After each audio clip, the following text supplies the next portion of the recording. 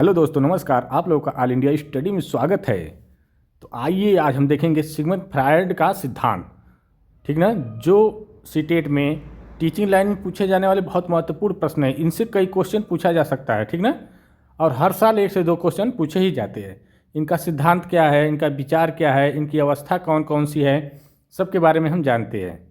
कौन कौन सी अवस्था दिए है, ठीक ना। तो ये है उनका पिक्चर, जो फोटो है आप लोग देखिए, यही है सिगमंड फ्रायड। तो आइए सिद्धांत देखते हैं। इनका जो सिद्धांत है, जो सिद्धांत दिए है मनोवैज्ञानिक, जो सिद्धांत दिए है मनोलैंगिक विकास का सिद्धांत दिए, ठीक ना। यह मनोलैंगिक विकास का सिद्धांत सिगमंड फ्रायड ने दिए है, ठीक। और इनका विचार देखते हैं। इनका विचार क्या है? फ्रायड के अनुसार व्यक्ति के व्यक्तित्व का निर्माण उसके बचपन के अनुभव से होता है। ये कह रहे हैं कि जो व्यक्ति का जो व्यक्तित्व होता है, उसका जो निर्माण होता है उनके बचपन के अनुभव से होता है, ठीक ना। और बचपन में दबी हुई इच्छाएं और अनुभव आगे चलकर व्यक्ति के व्यवहार और व्यक्तित्व को प्रभावित करती है। कह रहा है कि जो बचपन में बच्चों की जो दबी हुई इच्छाएं होती है और अनुभव जो होते हैं, आगे चल करके उनके व्यवहार और व्यक्तित्व को प्रभावित करते हैं, ठीक ना। इनकी मुख्य बातें क्या है? यदि किसी अवस्था में सही विकास नहीं हुआ तो व्यक्ति में आगे चलकर व्यवहार संबंधी समस्याएं हो सकती है। कहने का मतलब इनका ये था कि अगर कोई भी व्यक्ति है, उसकी अवस्था के अनुसार सही विकास नहीं होगा तो व्यक्ति के आगे जब चल करके जब बड़ा होगा तो उसमें उसी से संबंधित समस्याएं उत्पन्न होगी, ठीक ना।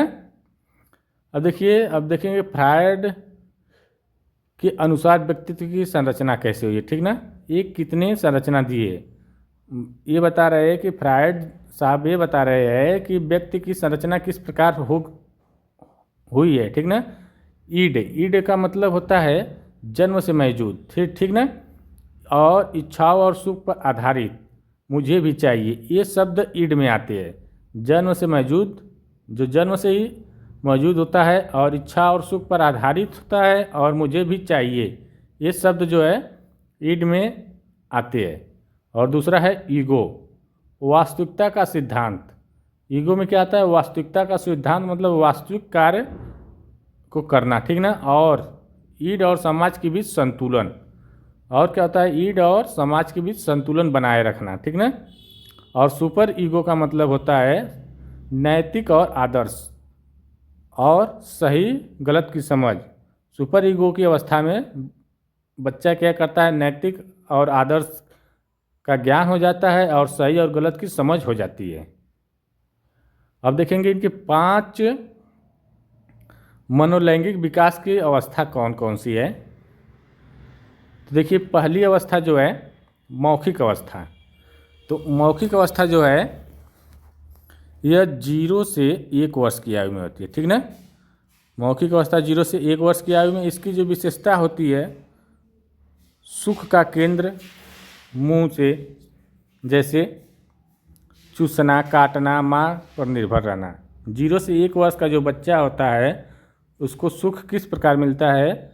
मुंह से चूसना, काटना, माँ पर निर्भर रहता है बच्चा, ठीक ना। 0 से 1 वर्ष का बच्चा क्या होता है? माँ पर निर्भर रहता है। इससे जो प्रभावित होते हैं, इसका प्रभाव क्या होता है कि समस्या होने पर व्यक्ति बहुत बोलने वाला या धूम्रपान की आदत वाला हो सकता है, ठीक ना। इसका प्रभाव होता है। दूसरा है गुदा अवस्था, एनल स्टेज, ठीक ना। यह जो होता है 1 से 3 वर्ष का होता है। बच्चे की उम्र जब 1 से 3 वर्ष होती है तो वह एनल स्टेज में आता है, गुदा अवस्था में आता है। इनकी जो विशेषता होती है शौच नियंत्रण, शौच का नियंत्रण करने लगते हैं। स्वच्छता सीखना, मतलब स्वच्छता के बारे में सीखने लगते हैं, ठीक ना। और अनुशासन का विकास, इसी अवस्था में 1 से 3 वर्ष की अवस्था में अनुशासन का विकास होने लगता है। तो असर क्या होता है इसमें? बहुत सख्ती या जिद्दी होते हैं बच्चे, ठीक ना। बहुत ढील या लापरवाह भी होते हैं, ठीक। और तीसरा है लैंगिक अवस्था। तीसरा क्या है? लैंगिक अवस्था, फॉलिक स्टेज। ठीक ना। ये जो होता है 3 से 6 वर्ष की आयु में होती है। ये किनकी अवस्था के बारे में बताया जाए? फ्रायड साहब ने बताया है, ये 5 अवस्थाएं दी है। ठीक ना। लैंगिक अवस्था तीसरा है जो 3 से 6 वर्ष की होती है। इनकी जो विशेषता होती है, लिंग की पहचान, ओडिपस या इलेक्ट्रा ग्रंथि, लैंगिक पहचान का विकास होता है इसमें। ठीक ना। इसमें बच्चा क्या करने लगता है 3 से 6 वर्ष में वह जान जाता है कि मैं लड़का हूँ या लड़की हूँ। ठीक। अब देखते हैं तीसरी अवस्था क्या है, गुप्त अवस्था। इस अवस्था में जो होती है 6 से 12 वर्ष की अवस्था होती है। ठीक ना। गुप्त अवस्था 6 से 12 वर्ष, लेटेंसी अवस्था स्टेज बोला जाता है। ठीक ना। इसकी जो विशेषता होती है, लैंगिक भावनाएं दब जाती है। इसमें जो लैंगिक भावना होती है वह दब जाती है। पढ़ाई और खेल मित्रता पर ध्यान देने लगते हैं। ठीक ना। इस अवस्था में 6 से 12 वर्ष की अवस्था में पढ़ाई, खेल, मित्रता पर ध्यान देते हैं बच्चे इसमें, और स्कूल जाने की उम्र होती है। इस अवस्था को हम कौन सी स्कूल जाने की उम्र भी कहते हैं। ठीक ना। कौन सी अवस्था? गुप्त अवस्था, लेटेंसी स्टेज को। ठीक ना। और 5वीं अवस्था जो होती है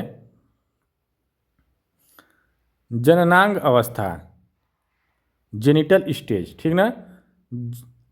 इस स्टेज में बच्ची की उम्र 12 वर्ष से ऊपर हो जाती है। ठीक। इसमें जो बच्चा होता है, इसकी जो विशेषता होती है, इसमें बच्चा परिपक्व हो जाता है, विपरीत लिंग में रुचि लेने लगता है। ठीक ना। विपरीत लिंग में रुचि लेने लगता है मतलब लड़का और लड़की आप रुचि लेने लगते हैं एक दूसरे प्रति। ठीक। और सामाजिक जो संबंध होता है बड़ा महत्व होता है। ठीक ना। शिक्षा में फ्रायड का महत्व,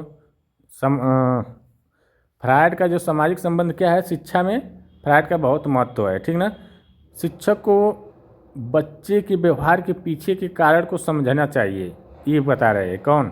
फ्रायड साहब बता रहे हैं कि शिक्षक को बच्चे के व्यवहार के पीछे के कारण को समझना चाहिए और दंड से बचना चाहिए। ठीक। भावात्मक वातावरण देना चाहिए। शिक्षक को क्या करना चाहिए? भावात्मक वातावरण देना चाहिए, दंड से बचना चाहिए, और शिक्षक को व्यवहार के पीछे का कारण को समझना चाहिए। और ये शिक्षा के क्षेत्र में सबसे महत्वपूर्ण महत्व है। ठीक ना। तो यहीं पर वीडियो ख़त्म करते हैं। अब मिलेंगे अगले वीडियो में वाइगोस्की का लेकर के। तब तक के लिए नमस्कार, धन्यवाद।